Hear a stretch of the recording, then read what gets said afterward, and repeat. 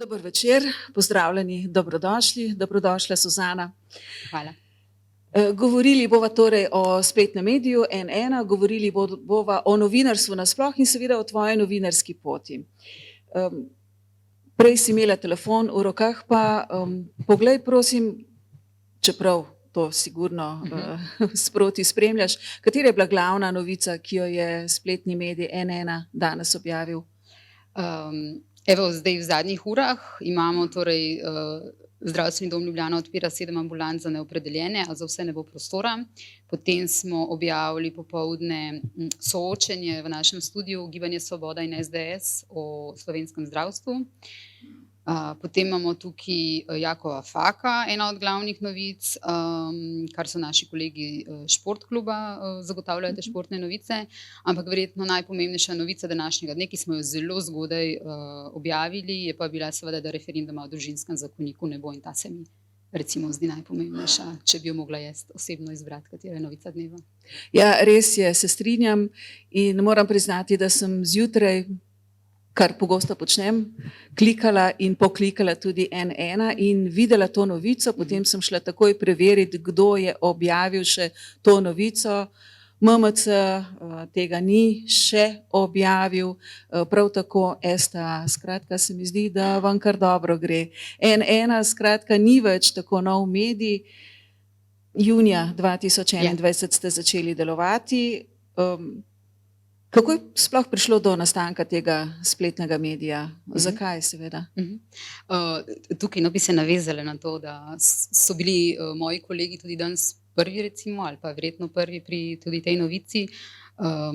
Naša desk ekipa, to so tisti, ki dnevne novice producirajo, ki pišejo o njih, so izjemno hitri, mislim zanesljivi, vse preverijo, ampak tako kot si rekla, pogosto prvi, velikokrat tudi pred STA-jem in pred drugimi mediji, in tudi mislim, da je bilo tudi danes tako, kot si ugotovila. Tako da moram res pohvaliti te novinarje, desk novinarje, ki so v drugih medijih pogosto spregledan del, so pa nepogrešljivi. To so v bistvu novinarji, ki so izjemno zverzirani, da hitro zagotavljajo, to je v bistvu to, da preverijo in da hitro zagotovijo javnosti dnevne novice, tako da kapa dol našemu desku. Spletnih portalov imamo kar nekaj, zakaj še N1? Ja, naši lastniki oziroma medijska hiša United Media, ki ima v lasti med drugim znane televizije po Balkanu, to so N1 televizije, ki so v Beogradu, Sarajevu in Zagrebu, so se odločili, da pač pridejo tudi v Slovenijo, ampak da v Sloveniji to ne bo televizija, tako kot so mnogi sprva domnevali, ampak da bo portal. Zdaj, novice so v 21. stoletju, to je zdaj že jasno, doma na internetu. Klasični mediji ali izumirajo ali se počasi spreminjajo in se prilagajajo temu, da vsi, tako kot sem jaz zdaj gledala na telefonu, da vedno več ljudi v bistvu novice konzumira čez dan in preko telefona. Tako tudi večina ljudi dostopa do N1 in do drugih portalov. Tako da to je bila odločitev že od štarta, da se gre v portal, da bo N1 v Sloveniji portal, novičarski portal z nekaterimi elementi, recimo televizijskimi, video, bi rekla. Torej mi imamo svoj studio, kjer so soočenja, kjer so predvolilna soočenja, kjer so recimo oddaje, take, kot da bi bile na televiziji, ampak da jih lahko ljudje gledajo na N1 pač portalu. Imamo Poglobljeno, ki je, če prevedem v jezik drugih medijev, recimo naša sobotna priloga. Jaz sem urednica pač te sobotne priloge oziroma te male ekipe, 3 smo, ki objavlja ob sobotah in nedeljah, te long reade, tako imenovana dolga branja o zelo različnih tematikah. Imamo recimo zdaj tudi podcast, s podcastom smo začeli, to je bilo nekaj, kar smo naknadno začeli, tako veliko stvari v bistvu ugotovimo, da je prostor še za to, pa potem to začnemo. Televizije druge mogoče, če grem širše na N1, so poznane po Balkanu in širše. Vsaka ima svojo specifiko, recimo za srbsko N1 televizijo je značilno to, da so praktično edina neodvisna televizija v državi. v pač državi, ki jo obvladuje medijsko Aleksandar Vučić, je pač to izjemno pomemben vir informiranja, neodvisen vir informiranja za mnoge ljudi. Tako da je ta televizija pač nekaj, kar recimo, če tako rečem, drži en del demokracije, kar je še obstaja v Srbiji. Relativizira tisto, kar je potrebno relativizirati najbrž. Tako. Na Hrvaškem tudi televizija, ki je še najbolj mogoče podobna recimo CNN-u, bolj novičarska in tako. Sarajevska je pa tudi mogoče ima neke svoje specifike in tako naprej. Vse te tri postaje imajo tudi svoje portale, takšne podobne kot smo mi, ampak vsak s svoje specifikami, kot pravim. No. United Group si rekla? United Media, ki je v lasti United Groupa. Ja. Ampak kdo je zadaj? Kakšen kapital je to? Kaj, ameriški? United Media, ki je lastnik tudi N1 pa drugih medijev, je v lasti United Groupa. United Group je, evo, da ne bom na pamet govorila, je pa v večinski lasti britanskega sklada BC Partners. Tako da mislim, jaz z lastniki nimam nič, tako kot nisem imela s prejšnjimi lastniki, na Pop TV-ju nič. Me je poklicala naša direktorica Katja Šeruga, ki je tudi urednica N1. Me vprašala, ali bi iz Pop TV-ja prišla na N1. N1 je bil meni poznana kot televizija in portal, predvsem iz Srbije, ki pač se zavzema za demokracijo, za neodvisno novinarstvo, za novinarske standarde, zato sem pač tej ponudbi prisluhnila. Potem sem se pogovarjala z eno gospo iz Beograda, ki je pač ena od šefic v Beogradu United Media, ki mi je dala določena zagotovila. To so le predvsem zagotovila o političnem nevmešavanju, o tem, da se lastniško ne vpletajo v smislu, da vplivajo na novinarje, da tega pač pri njih ni. In ko sem dobila neka taka zagotovila, ki so meni pomembna ali pa brez katerih ne bi šla na noben medij, sem se potem odločila, da pridem. Nekaj pa sem opazila, ko si naštevala, kaj vse imate, šport, magazin, kolumne objavljate, podcast, tudi soočanja, naprimer to današnje o zdravstvu. Neke vrste mogoče, ker prihajam z radija, bom zdaj potegnila eno analogijo, Studio ob 17 v sliki, tudi v Studio ob 17 so danes govorili o problemih zdravstva, ampak ničesa pa ni, naprimer lokalnih novic, v tem smislu, da bi jih sproti spremljali. Ja. Je kakšen poseben razlog za to? Ne, pač absolutno so lokalne novice pomembne in tudi vedno bolj bodo. To je tudi tisto, kar ljudi zanima, in dogajanje znotraj lastne občine, ki vpliva na konkretna življenja ljudi, to je zelo pomembno. Tukaj mogoče imamo malo manjko. Mi smo le majhna ekipa, mislim, da naša uredniško, torej CUDS, pa vsa uredništva, ki spadajo zraven, nas je 25 novinarjev in urednikov, tako da prostora za širitev je še, ne samo na lokalne novice, še marsikje. Tako da gotovo bomo v naslednjih letih se še razvijali v marsikatero smer. Ampak poglej, pojavlja se mi bistveno vprašanje, kakšen je namen tega spletnega medija v Sloveniji? Govorila si o Srbiji, tudi o tem, kako pravzaprav zagotavlja neke demokratične standarde, tako si rekla, ta spletni medij, ki je tudi televizija. Ampak kakšen je namen tukaj v Sloveniji, kjer imamo recimo razvito demokracijo, imamo veliko medijev, imamo veliko spletnih medijev, ampak kaj lahko N1 prinese drugačnega v ta medijski prostor? Glede na rezultate, ki jih imamo, je očitno že prinesel nekaj, kar so bralci in gledalci to prepoznali. Mi smo trenutno na začetku meseca, mislim, da smo bili 7. na Mostu, zdaj smo pa 6. To pomeni, da smo prehiteli nekatere stare, uveljavljene, več desetletij tukaj prisotne časopise recimo oziroma spletne portale. Tisto, kar naj bi prinesel in mislim, da je prinesel, je informirati ljudi na neodvisen način, kredibilen način, s preverjenimi informacijami, nekaj, na kar se lahko ljudje zanesejo, biti pač nek tak vir informacij, na katerega se res lahko ljudje zanesejo, hkrati pa ponuditi neke poglobljene vsebine. Predvsem pa biti, kot mi temu rečemo, od nikogar. Veliko ljudi se je ukvarjalo s tem, čigavi mi smo, kdo za nami stoji, katera politika je komu bliže. In če se pogleda pač novinarje, ki tem delajo, mislim, da noben ne more reči, da smo od kogarkoli.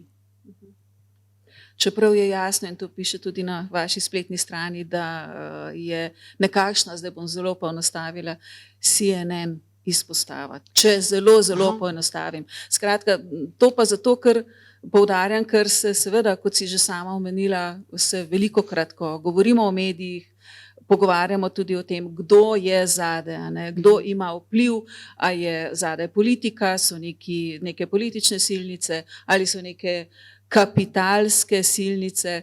In tudi tukaj, konec koncev, čeprav rekla si, da se s tem ne ukvarjaš, niti očitno pri svojem delu tega ne čutiš, kar je dobro, pa vendar, kaj misliš, se v Sloveniji, če te prav razumem, preveč ukvarjamo s tem razmišljanjem, kdo je za kom, katere silnice? Ne, pri medijih je to absolutno pomembno, da vemo, kdo je in za kom. Ampak pomembno je, da med tem kapitalskim delom kateregakoli medija v Sloveniji niso ljudje, ki se potem vtikajo v novinarski del. In to je tisto, kar zagotavlja neodvisnost. Torej, seveda ima vsak medij svojega lastnika. Zdaj pa, a je to medij, kjer je ta membrana prepustna, ali je to medij, kjer tle pač stvar dihta. To je edino, kar je pomembno. Ali novinarji delajo neodvisno uredniško politiko, da se lastniki ne vpletajo. CNN, ko si vprašala, zdaj mnogi mislijo, ker imamo mi kot partnere navedenega CNN-a, da je tukaj neka lastniška povezava. Ni, mi nismo v lastništvu CNN-a, gre za pač neko partnersko povezavo. Recimo, mi imamo dostop, naši novinarji imajo dostop do materijala, recimo dnevnih novic CNN-a, do tudi video v njihovih dnevnih. Mislim, da televizije te po Balkanu, ki so, imajo tudi do njihovih dokumentarcev.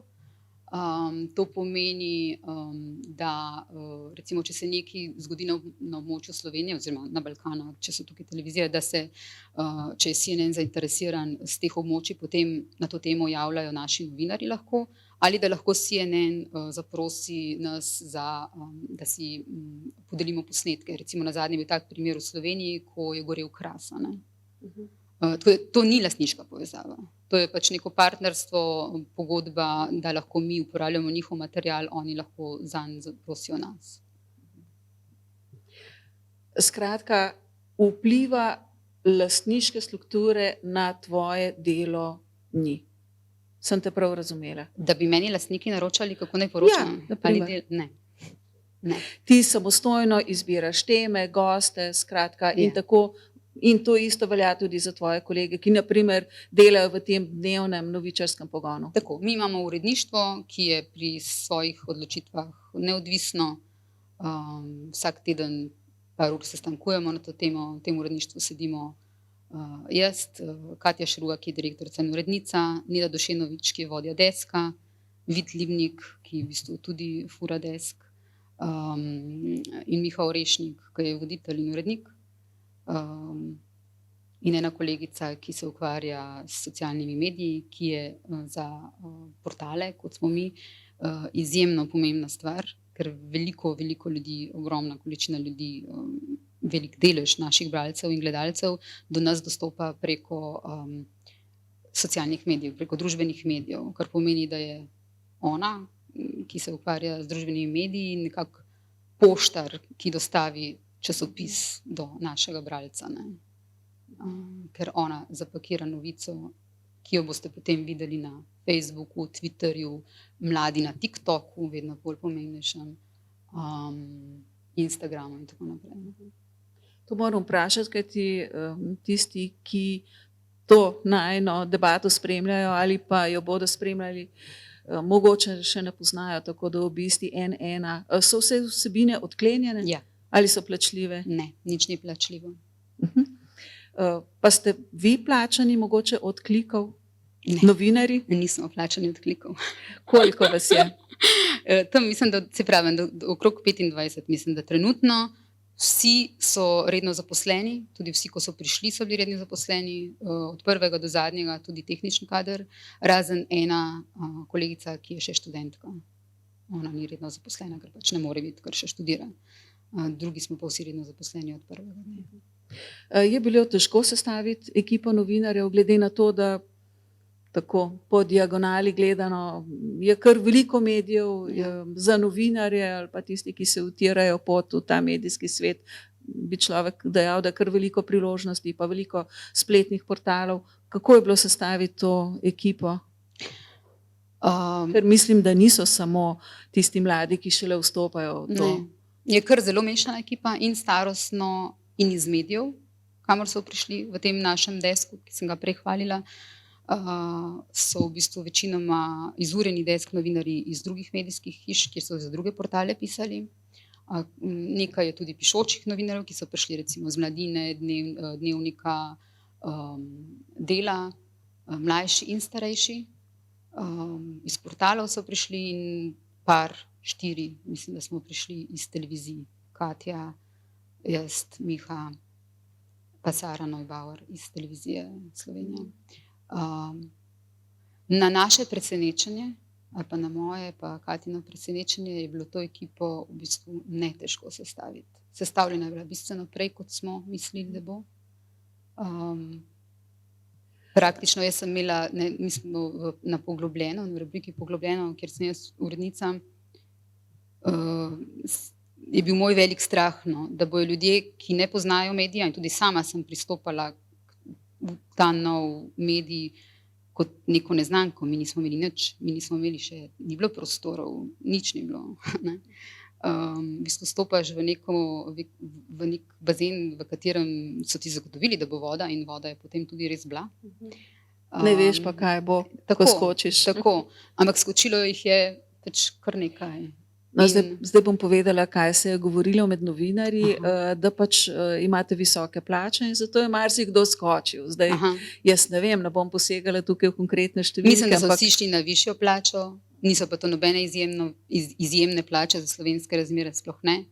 Verjetno to več pove o medijih drugih, kakšne plače imajo novinarji tam. Predvsem pa veliko slovenskih medijev zaposluje na nevarne načine zaposlovanja, ne. Veliko je prekarcev, predvsem pri mladih. Tako da marsikdo je v bistvu šel tudi iz nekega delovnega razmerja, ki mu ni bil všeč, nekam, kjer si obetal, da bo nekaj boljšega. Mislim, da nihče ni šel na slabše. So pa mnogi prepoznali, verjetno tudi v tem, ko so videli, kdo se ekipi pridružuje, drugi njihovi kolegi, so videli v bistvu, da je to nekaj, kamor se splača iti v smislu, da se lahko tudi novinarsko mogoče boljše počutijo kot v kakšnem drugem mediju. Kakšno je stanje v drugih medijih, vsi vemo, vsi poznamo, ni rožnato na marsikaterem mediju. Tako da za mnoge je bila ta odločitev lahka in lahko rečem, da tedensko dobivamo še vedno prošnje ljudi iz uveljavljenih medijev, ki bi se nam radi pridružili. Pa zaposlujete ta hip? Potrebujete kadre? Ta hip žal ne. Ne, nobenih. No, če se boste širili, če se boste razvijali, ne boste najbrž potrebovali tudi dodatne ljudi. Ampak kaj je tebe povleklo na ta medij? Deloma si že odgovorila, ampak nisem čisto zadovoljna s tvojim odgovorom. S katerim delom? Ja, da pač ker vem, da si delala že v različnih medijih, tudi pri časopisu, kaj ne? Ja, jaz sem na Dnevniku bila, tam sem pokrivala politiko, potem sem šla zelo dolgo let nazaj na Pop TV, kjer sem tudi pokrivala notranjo politiko kot novinarka 24 ur. Potem sem bila pa kar nekaj let urednica najprej oddaje Epilog na Pop TV, potem pa Fokusa in Inšpektorja, to sta dve te dolgometražni rubriki ob sobotah in nedeljah, sobotna priloga Popova. Ampak a nisi bila kratek čas tudi na nacionalni televiziji? Pri Studiu City? To pa še pred Dnevnikom, ja. Ja. Še v bistvu začela sem kot študentka. Skratka, malce neverjetno, da greš iz televizije kjer je glamur lahko, ne, tisti, ki smo delali na televiziji, vemo, da to ni tako, ne, da prestopiš na splet, na spletni medij. Nekaj te je gotovo zintrigiralo, povleklo tja. Zdaj ne samo priporočila, ampak gotovo je bilo še kaj.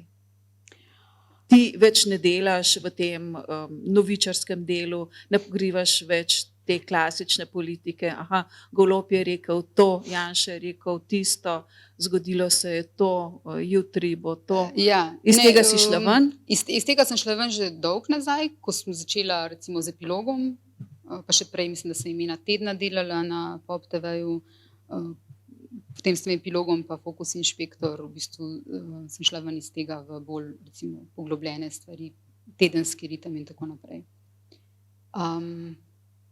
Ja, gotovo me je povleklo še kaj drugega, ne? Iz najbolj gledane televizije iti nekam, kjer ne veš, kaj bo, in na splet, ki se ga pogosto tako malo dol gleda, ne? Čeprav je to prihodnost vseh medijev, ne? Tuji mediji se vsi usmerjajo, vsi razmišljajo, kako bodo svoje stvari dali na internet, ker v bistvu čez nekaj let bo vsa medijska potrošnja šla prek interneta. Tako da to je gotovo prihodnost. Ni bil to edini del mojega razmisleka, seveda ne. Jaz sem bila na Pop TV-ju zelo dolgo časa, mislim, da 15 let. Bil je že čas, da se premaknem nekam drugam, da grem iz neke cone udobja. Izziv, dobra plača, ne? Zaradi plače ne bi šla nikamor, če bi šlo samo zaradi plače. Nisem nikoli šla in tudi nikoli ne bom šla samo zaradi plače. Tako da, če bo kdaj treba iti na nižjo plačo, pa če mi bo to neko zadoščenje prinašalo, bom šla tudi na nižjo plačo. Seveda moramo vsi od nečesa živeti in fajn je, dobre plače so fajn, ni pa to nikoli prvo ali pa ne sme biti prva stvar. Mislim, da če bi rekla, da je bilo pač en kup nekih povodov, zakaj sem šla. Od čisto osebnih, da je bil že čas, da se nekam premaknem, da probam še kaj drugega, nek nov izziv, vsekakor, sestaviti ekipo iz ničle, ne? Sestaviti nekaj na novo, sodelovati v nečem. Ja, bilo je tudi dobro ime N1. Jaz sem poznala N1 preko teh televizij in vedela sem, kaj delajo, da veljajo kot neodvisni, kredibilni mediji, neko zagotovilo za spoštovanje človekovih pravic, na kaj se pazi tam. To so tudi stvari, ki sem jih jaz v tem pogovoru, recimo, ko sem ga imela z Beogradom, spraševala. Človekove pravice, demokracija, nevmešavanje lastnikov. To je bilo meni pomembno. Meni se zdi, nisem niti za trenutek obžalovala, da sem odšla. Povsod so plusi in minusi, gotovo, v vsaki službi, ampak ni mi nikoli bilo žal, da sem odšla in tako odrazno. Kako si sploh pristala v novinarstvo? Si študirala novinarstvo? Ja, sem študirala. In zakaj novinarstvo? Človek lahko počne veliko pametnejših stvari. Zdaj, to je šala, seveda. Ne vem, enkrat sem se že, ko mi je Anže Tomič iz radia enkrat to vprašal v svojem podcastu 100 let nazaj, sem rekla, da verjetno zato, ker sem Murphy Brown gledala v tistih letih. Ne vem. Verjetno je tukaj neka kombinacija tega, da sem res rada pisala kot otrok, najstnica. Neke radovednosti, pa tudi tega mogoče, da ne vem, da se vidiš v nekem poklicu, da ti je zanimiv, potem pa to sprobaš. Če bi jaz mogoče v tistih prvih letih, ko smo kot novinarji, študenti delali, ne? Jaz sem recimo na Primorskih novicah se izprobala, to je bila moja prva zelo lokalne novice, dobesedno v Novinarski Bistrici. Od parkirišč dalje. In potem, ko sem šla na Studio City, če bi ugotovila, da mi recimo to ni všeč ali pa da me ne zadovoljuje, bi verjetno šla kaj drugega delati. Mnogi študenti novinarstva delajo potem kaj drugega, ne? Tudi moji kolegi, takrat izpred let. Tako da ne vem, očitno je to še vedno nekaj, kar me zapolnjuje, pa res, da me verjetno še vedno zapolnjuje, ker sem delala zelo veliko različnih stvari znotraj tega, ne? Tudi na N1, poleg tega poglobljeno, ki ga urejam, ne? Te sobotne priloge, delam je še ta podcast, ki ga vodim, potem sodelujem pri tem uredniškem delu, ne? Torej za nekako Ja, če si kurs namestnica štelamo, urednice, tako za potem si cel- vpeta v to delo. Tako do določene mere, absolutno. Ko so recimo volitve, jaz sem ena od 2 urednic, ki urejamo pač ta soočenja, ne, torej z voditeljem. Tako da je zelo razgibano, kaj vse med tednom delam. Ne. Lahko to sedim v režiji, pa pišem vprašanja z Miho Orešnikom, popravljam pač 30 000 znakov dolge tekste o zelo različnih temah, ali pa se pogovarjam z nekom v podcastu. Tako da verjetno je tudi tukaj odgovor, zakaj še vedno sem v novinarstvu, ker lahko delam zelo različne stvari znotraj tega istega poklica. Omenila si že te svoje res bogate izkušnje, konec koncev si delala na televizijah, na časopisu, zdaj na spletnem mediju, ampak če tako pogledaš nazaj, kaj te je mogoče najbolj oblikovalo? Pa prosim, ne odgovora vse pomalam, ampak gotovo veš, kaj te je mogoče, da ti je mogoče odebelilo kožo, ne, kajti tudi to novinarji rabimo kdaj trdo kožo. Mislim, definitivno bi me je oblikovalo, vsakega novinarja oblikuje to, katere šefe dobi kot prve šefe svoje. To me je zagotovo zelo zaznamovalo in to, da sem jaz imela sicer zelo za kratek čas za urednico na Dnevniku, ko sem začela politiko pokrivati kot res mlada novinarka, Meto Roglič za urednico, to je gotovo bil en velik plus. In sem ful vesela, da Meta Roglič zdaj dela pri nas na N1 in piše za spletni portal N1 in pokriva politiko odlično in je pogosto prva v Sloveniji, ki nekaj sporoči slovenski javnosti. Tako da sem ful vesela, da so se potem spet srečali na ta način. Torej, zagotovo šefi nekateri, dobre in slabe izkušnje šefi, in zagotovo tudi neke izkušnje, ko se je treba prvič upreti in prvič reči ne. Tako da bi kar rekla, da šefi na tak in drugačen način. Kaj pa kakšna novinarska zgodba, ki si jo začela obdelovati in potem je vse to kulminiralo v nekem zaključku, da se je nekaj premaknilo, ne? Kajti novinarji, ki obdelujemo različne teme, tudi želimo imeti oziroma si želimo nek oprijemljivejši rezultat, da se nekaj spremeni v družbi, zato ker o tem poročamo, ker razkrivamo podrobnosti. Je bila kakšna taka novinarska zgodba, na primer? Ko sem bila novinarka na področju politike, so bile to gotovo kot vse te politične stvari, razkrivanja nekih nepravilnosti, ki potem privedejo do tega, da se nekaj v politiki spremeni ali pa da se na vladi nekaj spremeni. Ampak mogoče so te manj pomembne ali pa manj tiste, ki te zadovoljijo. Gotovo so me bolj zaznamovale stvari, ki smo jih recimo na Epilogu delali, zgodbe tako imenovanih Tam ste se res lotevali zgodb običajnih ljudi oziroma življenjske zgodbe. To je res. Ne vem, katere bi izpostavila tukaj, od tega, kako zagotoviti otrokom, ki imajo nepravilnosti v razvoju, več obravnav pri fizioterapevtih, s čimer se takrat recimo nihče ni ukvarjal, in kot je rekla ena mama, da kako lepo, da smo tako naivni, da mislimo, da bomo nekaj spremenili. Do, kaj pa vem, Srebrenico, ko smo jo delali. Veliko je zgodb, ki se jih je dotaknilo meni, pa se zdijo, vse to je samo še ena ta zgodba, ampak mogoče so meni nekatere bolj ostale kot druge. Ali imamo novinarji v Sloveniji moč? Lahko premaknemo stvari na bolje? Ja, lahko. Še posebej takrat, ko se združimo, ali pa ko ne gledamo ozko na neke interese medija, kdo bo prvi, kako bo prvi. Meni se zdi, da smo to recimo pokazali pri STA-ju, tudi ko poročamo o stanju na RTV-ju. Mislim, N1 je zelo veliko poročal o STA-ju in imamo moč, ko vsi pokažemo neko kritično držo do družbe. Takrat imamo moč. Ko se nam nekaj sem zdi nesprejemljivo in jasno pokažemo, da je to nesprejemljivo.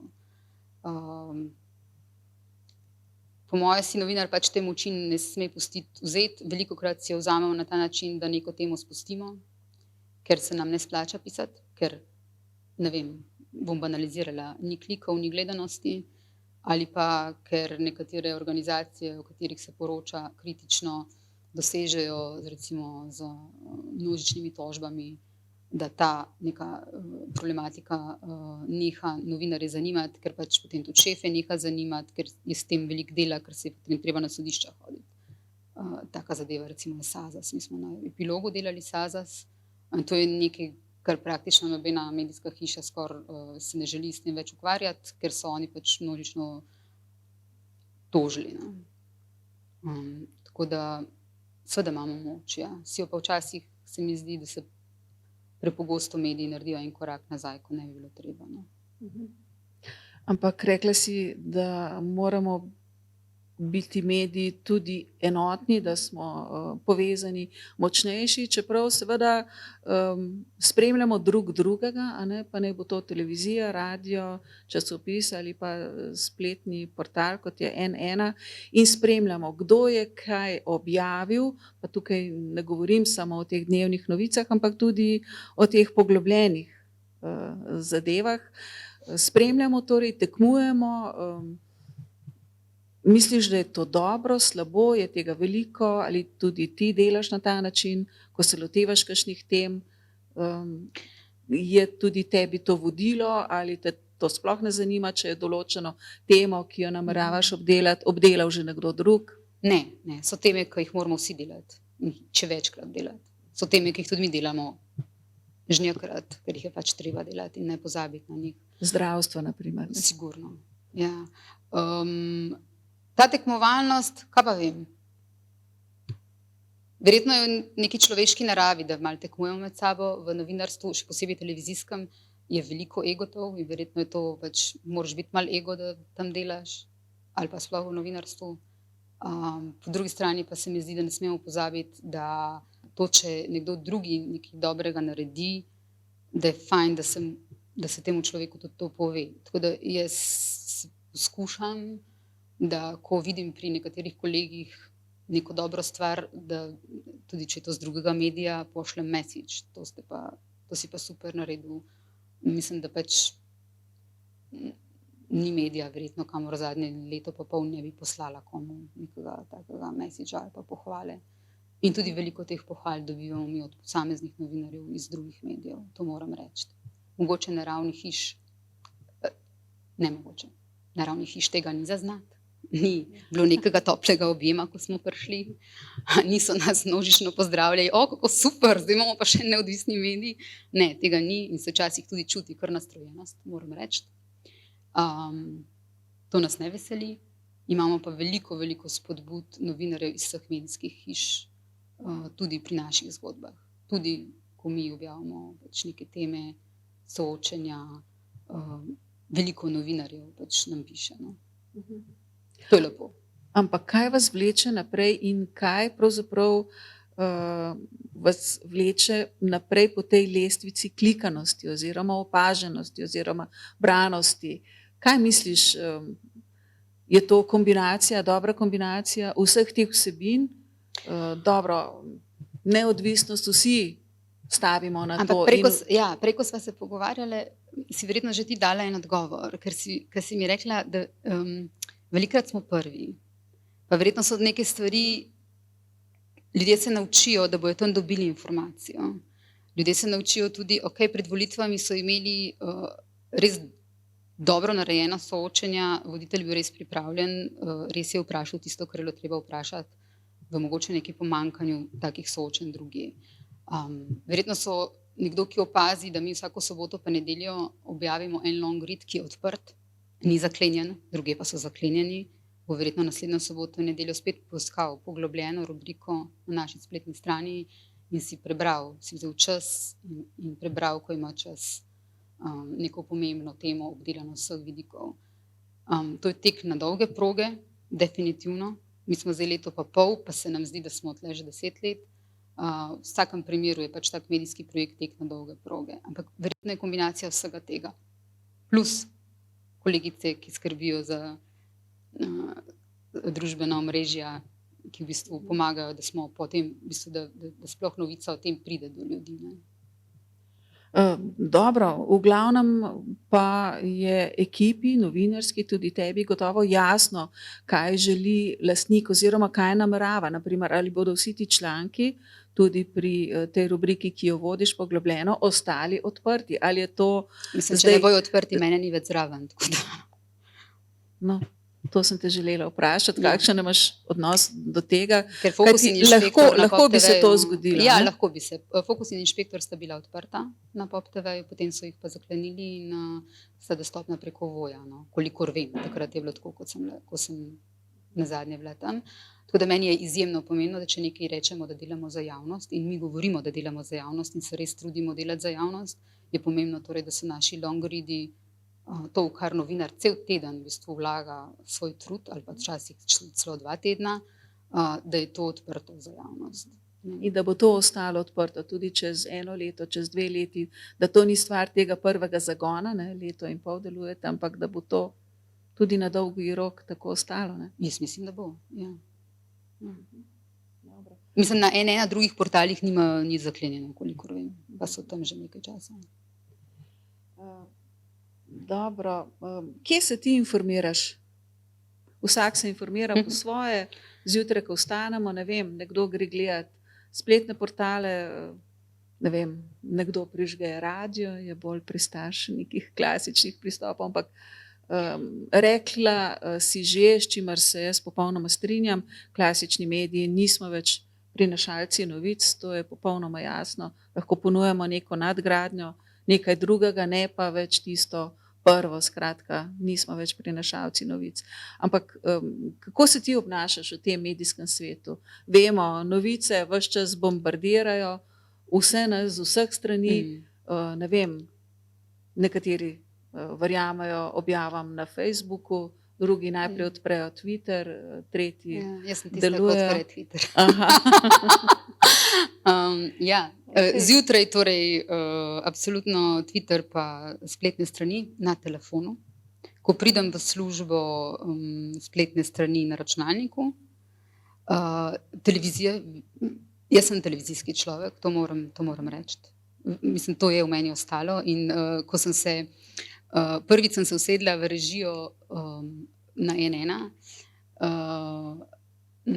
na prvi dan vojne v Ukrajini, ko smo imeli, mislim, da 6 oddaj, 6 mini oddaj čez dan na to temo. Tudi prvi smo slovenski javnosti sporočili, prvi od vseh slovenskih medijev, da se je vojna v Ukrajini začela, sredi noči, ko se je začela. In tisti dan je bil prvi dan, da so mi rekli, a lahko delaš z Orešnikom, pač danes te rabimo, uredniško, in se spomnim tistega trenutka, ko sem se v bistvu po kar nekaj časa spet usedla v televizijsko režijo in mi je bilo tako, doma sem, halo, ali me slišiš? Tako da, kaj je bilo že vprašanje? Ja, kako se informiram? Kako se informiraš? In seveda, ker sem televizijski človek, se vsekakor gledam tudi televizije, ne gledam pa jih več linearno, kot smo jih včasih gledali, torej ne čakam ob 7 zvečer, da bom pogledala dnevnik, kot so moji stari starši to delali, ko je bilo treba ob 5 do 7 sedeti pa čakati, ampak to naredim z zamikom in samo stvari, ki me zanimajo in ki jih nisem čez dan že prej videla na internetu. Tega, da ne vidiš na internetu, da vidiš šele na televiziji, je vedno manj. V bistvu zelo pogosto je zdaj tako, da tisto, kar vidiš zvečer na televizijah, je že prej objavljeno na portalih, predvsem na N1. Kakšno prihodnost, čeprav deloma si že odgovorila, da je splet prihodnost, kar je najbrž jasno vsem nam, ampak a potem rabimo še Delo, Dnevnik, Televizijo Slovenija, Radio Slovenija, rabimo te medije? Predvsem RTV rabimo, absolutno, naj ne bo tle nobenega dvoma, absolutno rabimo močno javno radiotelevizijo, močnejšo kot je zdaj in bolj javno kot je zdaj.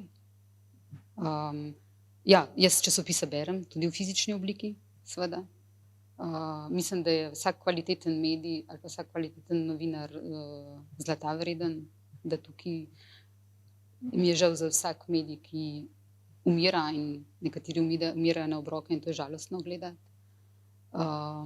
Vsekakor mislim, da je ta neka bogatost medijskega prostora tisto, kar je zaželeno, absolutno. Ja, ampak naprimer človek se res vpraša, zadnjič sem zasledila novico, da so Delo, ki so ga včasih tiskali v 100.000 in več izvodih, je bilo zdaj stiskano v 17.000 izvodih. Se vprašaš, ali kam bo to šlo? Ja, ali Dela, na recimo, telefonu časopisa sploh poklikajo. ne bo več, kaj pa Ja. fizičnega, tega papirnatega? Verjetno nekoč, bi rekla, zgolj v nekih butičnih izdajah ali zgolj neke priloge ali pa posebne izdaje. Finance bodo kmalu, to so že objavili javno, recimo ne bodo več tiskali, ampak bodo samo še v digitalni obliki. To je pač tehnologija prinesla s sabo, na ta način ljudje funkcioniramo in bomo vedno bolj funkcionirali in temu se je verjetno treba prilagoditi. Nikakor ne na način, da postanemo banalni, kot so pogostokrat družbena omrežja, ampak na način, da preko nove tehnologije dostavljamo tudi poglobljene stvari, absolutno kredibilne informacije in tako naprej. Da res se spremeni samo tehnologija in forma, v kateri te stvari pridejo do nas. Ampak kako naj se zdaj, upam, da ne bo zvenelo slabšalno, povprečni človek znajde v tem medijskem svetu? Saj vem, povprečnega človeka ni, ampak običajni človek, na katerega bombardirajo novice iz vseh možnih zornih kotov, iz družbenih omrežij, vse povsod. Kako naj ve, katere novice so res verodostojne novice in katere ne? Kako se znajti v tem medijskem svetu? Misliš, da je to problem? Ali se ljudje znajdejo in v bistvu prepoznavajo verodostojne novice, ki držijo? Ja, jaz težko govorim z vidika običajnega konzumenta, ker pač sem na tej drugi strani, tisti, ki dela novice. Vsi mediji se razglašajo, mi smo neodvisni, pri nas so kredibilne informacije in verjetno je res samo uporabniška izkušnja tista, ki potem odtehta, na koga se zanesti. Tle po moje pametnejšega odgovora nimam, kot to, da človek z nekim svojo izkušnjo medija, potem ali pa izkušnjami drugih ljudi pride do tega, kaj je kredibilno. Veliko ljudi se pač to, kaj bo gledalo, kaj bo poslušalo, kaj bo bralo, odloča tudi na podlagi tega, kaj berejo njegovi sorodniki, prijatelji, kolegi, in verjetno pač ta neka kakovost se odraža pol tudi v tem, kaj ti drugi priporočajo. Kaj je zate novinarska profesionalnost?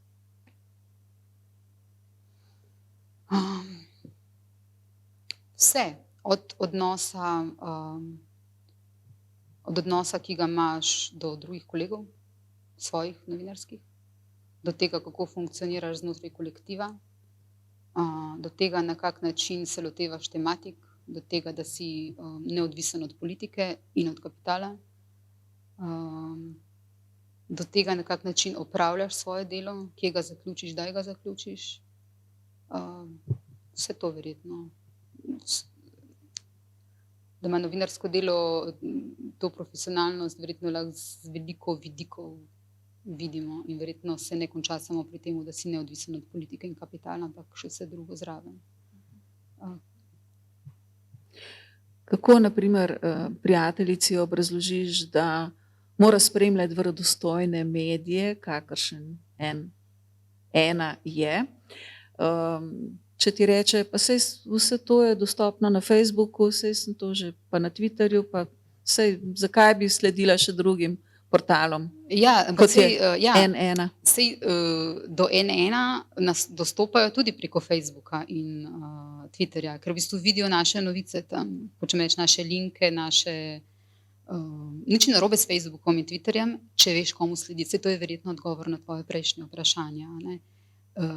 Zelo pomembno, tako kot je včasih pomembna medijska dieta, kaj boš katere medije boš spremljal, je zdaj zelo pomembno, ker pač jih večina od nas, večina ljudi spremlja preko družbenih omrežij medije, da imaš tudi na družbenih omrežjih neko dieto, ne? Da ne konzumiraš kar vsega, kar... Ne? Ja, mislim, da smo pred časom veliko v družbi nasploh govorili o medijski pismenosti. Vem, da so razne strategije sploh nastale, kako dvigniti to medijsko pismenost. Se ti zdi to pomembno vprašanje ali sploh ne? Zdi se mi pomembno, ja. Zdi se mi pomembno, da bi že otroci prepoznavali, kaj je oglas, kaj je novinarsko sporočilo. Tukaj so te meje postajajo izjemno zabrisane. To je zelo pomembno. Zdi se mi pomembno, da znajo kritično brati in biti kritični do novinarskih tekstov. To je po mojem pri bralcu in gledalcu izjemno pomembno. Da niso zadovoljni z novinarjem kar tako, ampak da v bistvu kritično preizprašujejo tudi mediji. Absolutno. Vse to se mi zdi pomembno. Zdaj pripravljaš to posebno rubriko Poglobljeno. Na kakšen način se lotevaš tem? Jaz sem pogledala nazaj, celo vesolja ste se lotili v posebni rubriki, zelo zanimivo. Kaj na primer zdaj pripravljate? Pripravljaš ti, rekla si, da skupaj z nekaj kolegicami delate to rubriko. Na čem zdaj delate? Rubriko pripravljam jaz, pa dva novinarja sta. Barbara Smaila, ki je že prej bila izjemno znana po tem, da zelo dobro spremlja človekove pravice. To je recimo njena specialnost, čeprav pokriva vse teme. Pač tisti, ki delajo na Poglobljeno, res morajo obvladati ali pa se posvetiti zelo širokemu spektru tem. Drugi novinar je pa Staš Zgonik. Predtem je delala na Poglobljeno tudi Lea Udovč. Ona je naredila kar nekaj tekstov o vesolju. Tudi znani astronavti so recimo sodelovali z nami. Verjetno si videla podcast moj. Ja, podcast, kjer sta Japelj pa Gomboc sodelovala. Ja. Probamo se lotevati res najširši spekter tem, no, za objet. To izgleda tako, da imamo mi 3 brainstorming o tem, katere teme so aktualne, kaj nas zanima, kaj bi obdelali na drugačen način, ko določimo temo ali pa v kateri intervju se pogovorimo o tem, kaj vse znotraj tega bomo obdelali. To so res zelo dolgi teksti, ki morajo biti potem tudi opremljeni temu primerno, da bralca, ki bere ta tekst, ki ima tudi neke video elemente, pač ustrezno vodijo čez tekst. Katere kote vse te tematike bomo zaobjeli, kdo so sogovorniki, kje dobiti videomaterial, kje dobiti fotomaterial, vse to recimo premislimo skupaj in potem novinar to napiše. Jaz proti koncu tedna to popravim, on popravi za mano ali pa ona popravi za mano in potem traja še kar nekaj časa, da bi se to v naš program vnesemo, da lahko potem izgleda tako, kot izgleda.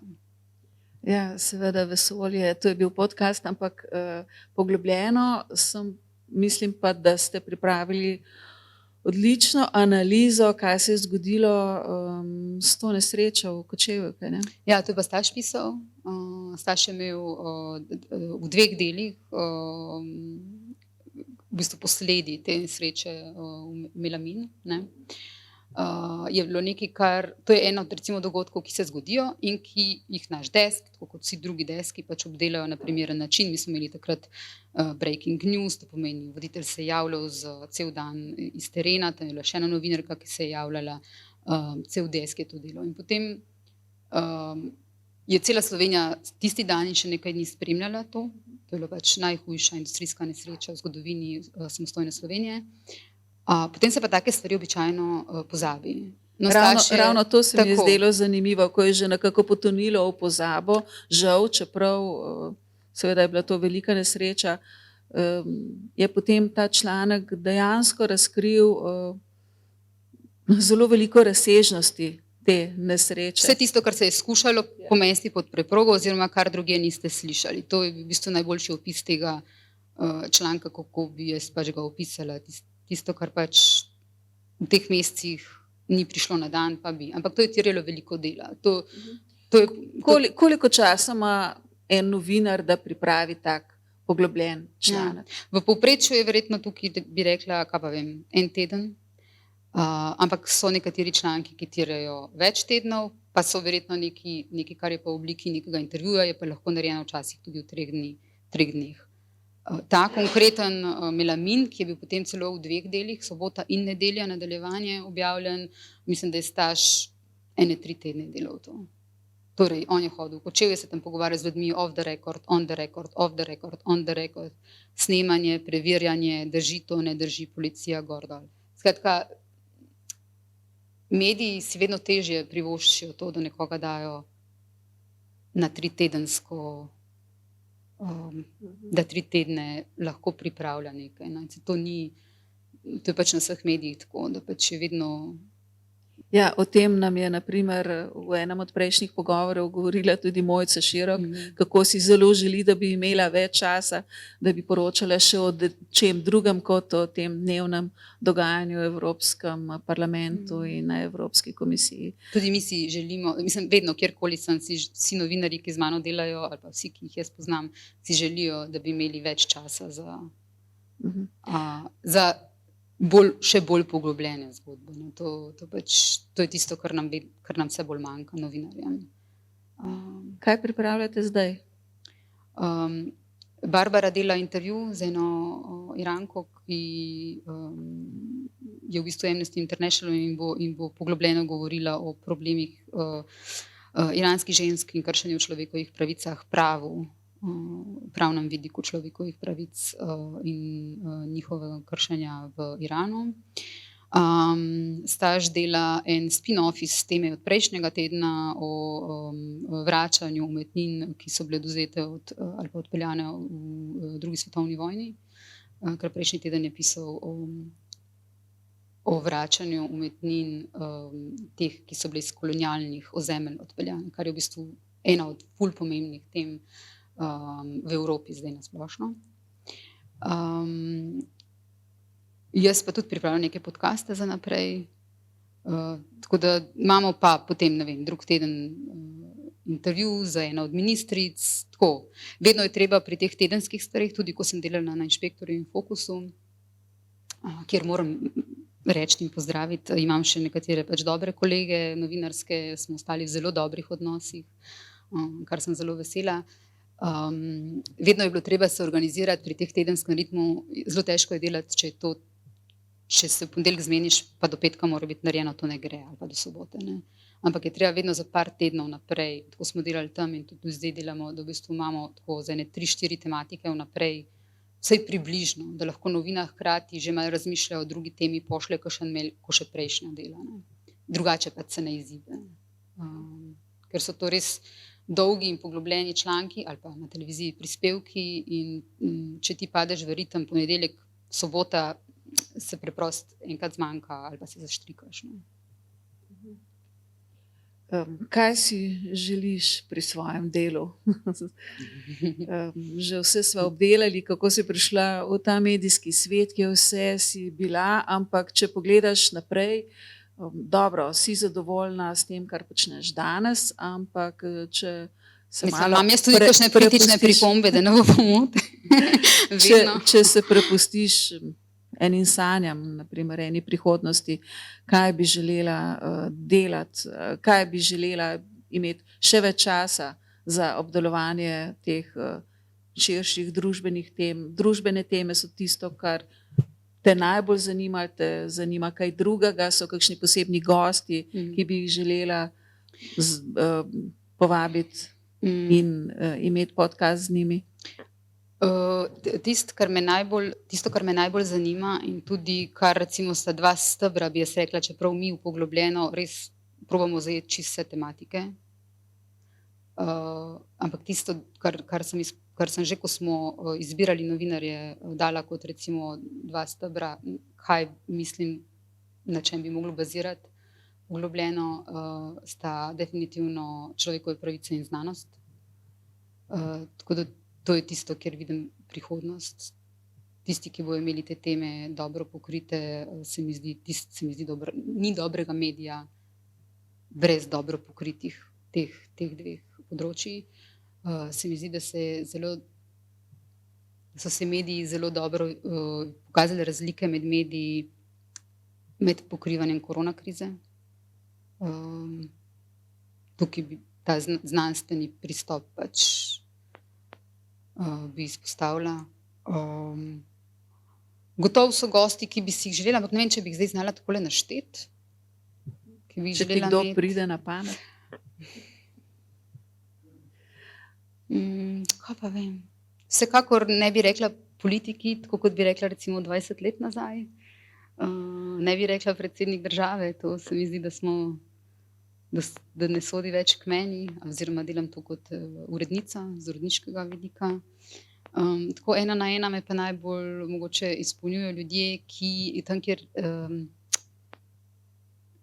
je izven moje cone udobja, no? Kjer se moram res dobro pripraviti. To so pač neki gosti, kjer moram res veliko prebrati, da lahko potem v podcastu, ki je neka forma, ki meni ni blizu, moram reči. Jaz sicer spadam tako, da sem ful sproščena, ampak v resnici nisem. In moram tudi to sproščenost natrenirati ponavadi. Tako da mi v bistvu največji izziv predstavljajo gosti, o katerih za tematike, za katere se moram res dobro pripraviti. Imela sem recimo podcast o tem, o električnem trgu v Evropi in sem imela tam noter 3 strokovnjake in takrat sem mogla res, cel teden sem se piflala, da sem v bistvu prišla noter na neko raven nekih novinarjev, ki pač to recimo dnevno pokrivajo. Ne. Lažje bi se bilo pogovarjati s politiki najbolj. Ja, absolutno. Tukaj sem zverzirana. Tako da mislim, da v tem trenutku mi v življenju pač največji izziv predstavljajo taki pogovori, kjer sem jaz, kjer se moram zelo veliko izobraziti, da se mi zdi pol, da sem pripravljena, da lahko tam 1 uro, 1:15 se pogovarjam z nekimi 3 strokovnjaki o cenah elektrike in trgu in teh prodajnih pogodbah, terminskih in tako naprej. Nekaj, kar sem res mogla naštudirati, da sem sploh lahko spraševala.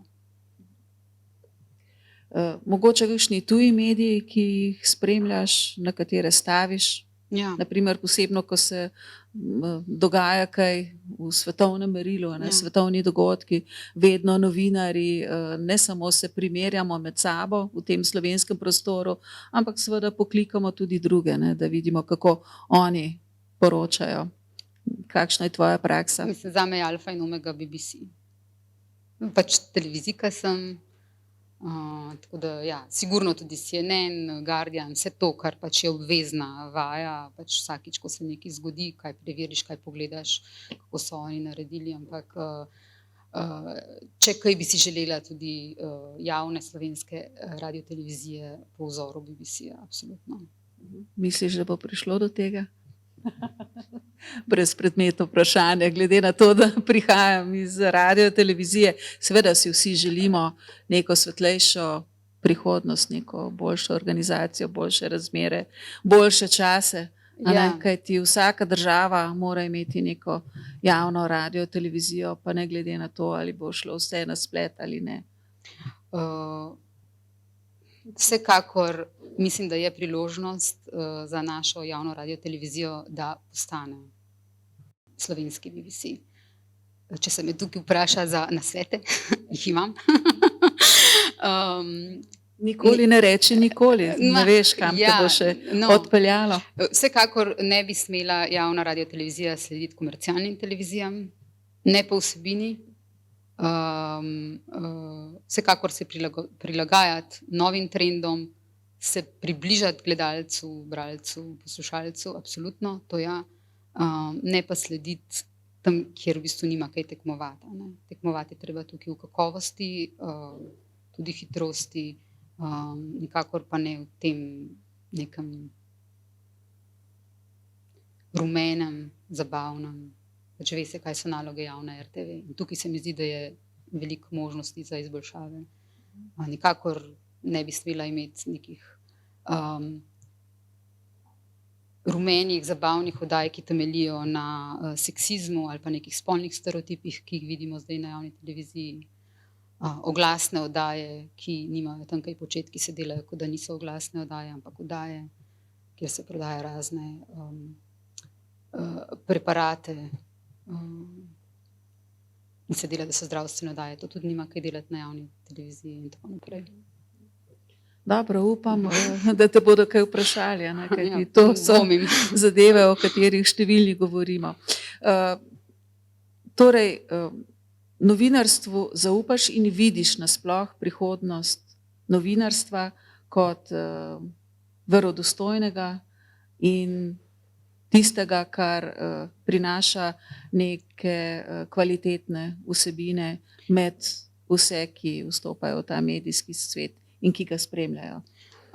Mi smo imeli, ko sem še delala na Fokusu in Inšpektorju, smo en fokus posvetili, je bil intervju z Dežulovićem, slovitim hrvaškim kolumnistom, ki je v bistvu hkrati zdaj, mislim, že nekaj časa kolumnist tudi za N1 hrvaški in ga mi tudi včasih v Sloveniji prevedemo.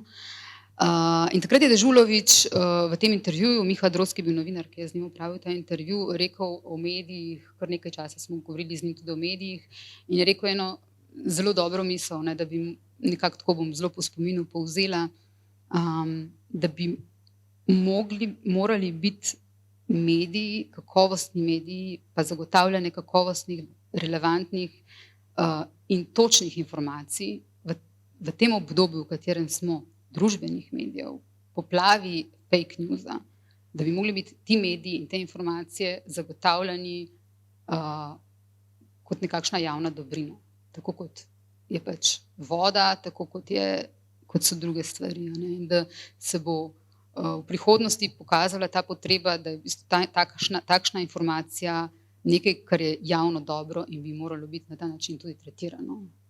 Zdaj, kako do te razmislek, kako do tega priti, da v bistvu zagotavljamo, da so mediji obvezni, kdo, kako. To je zdaj vprašanje, ki je odprto in se vedno bolj odpira. Na kak način financirati medije, da bo vsak uporabnik, vsak državljan, državljanka lahko prišel do verodostojne, relevantne informacije, v poplavi vsega tega, kar imamo, od, se pravi, fake newsa, zabave, neumnosti. Mislim, takrat je Dežulović rekel še eno dobro misel v smislu, kako bi se vsako stvar ljudje poneumimo, ko je prišel internet, spet po spominu malo govorim, kako smo vsi mislili, ok, zdaj pa vsa znanost tega sveta nam je dostopna na telefonu, wow, to bomo zdaj vsi, ampak potem gledamo pač fotografije mačk, mislim, tako da, ja, izobraziti ljudi, informirati o tem, kako je informacija pomembna. To je zelo pomembno. Ja, in kaj bo to ljudem prineslo, če greva še korak dalje, da so, skratka, da njihovo informiranost stvorijo kvalitetni mediji, kaj to za družbo kot tako pomeni? To je v bistvu dobro informirana družba, dobro informirani posamezniki v družbi so edino zagotovilo, da v bistvu demokracija deluje, oziroma da lahko ti to družbo sploh upravljaš kot njen državljan, da se lahko odločaš na podlagi informacij, ne pa na podlagi tega, kar te nekdo naplahta. Brez tega sploh v bistvu kot družba ne moramo funkcionirati. Mi imamo tako kot družba slepe pege, stvari, ki jih najrajši ne bi videli. In če kaj imamo mediji, še posebej tisti, ki so javni mediji, pa tisti, ki se skušamo delovati v javnem interesu, ki moramo te slepe pege odpirati. To pomeni, da kazati na nje, odpirati ravno tiste tematike, ki jih nekako kot družba najraje ne bi videli. Pa naj si bojo to o tem, kako so starostniki popolnoma zanemarjen del naše družbe, kako oni nimajo praktično nobenega dostopa do medijev, ne govori se, pa čeprav je to velik odstotek naših prebivalcev, kakšne so njihove težave, s čim se soočajo, kakšno je to življenje starostnika, do pač tujcev, do vse te neke stvari, ki jih na Instagramu ne vidimo. Ne vem, kako bi drugače boljše obesedila. Ne, saj to si povedala, kar sem tudi želela slišati. Skratka, to je pomembno zato, da imamo demokratično družbo. Absolutno. In to je ta krog, ki smo ga nekako pripeljali do konca. Suzana, hvala za odgovore na moje vprašanja.